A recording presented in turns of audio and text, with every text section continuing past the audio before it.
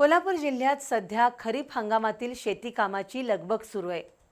जिल्ह्यातील खरीपाचं एकूण क्षेत्र 3,91,000 हेक्टर आहे। त्यामध्ये भात पीक 90,000, सोयाबीन 41.5 आणि भुईमूग पीक 28.5 हेक्टर क्षेत्रात घेतलं जाणार आहे।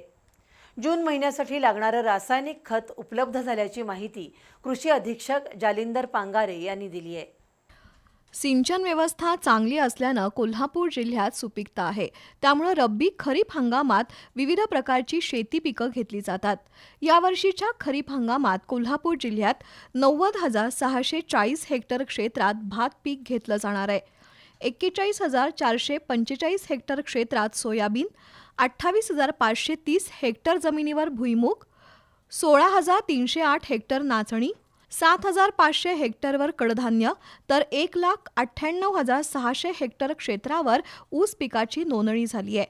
यंदा जिल्ह्यातील खरीप हंगामाचं क्षेत्र 3,91,000 हेक्टरवर जाणार आहे।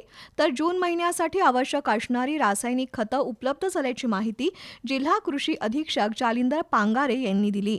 त्यामध्ये युरिया 8,000 मेट्रिक टन, संयुक्त खतं 16,300 metric ton, DAP 1,000 metric ton, MOP 1,800 metric ton, SSP 3,600 metric ton असा एकूण 31,116 मेट्रिक टन रासायनिक खत साठा उपलब्ध झालाय।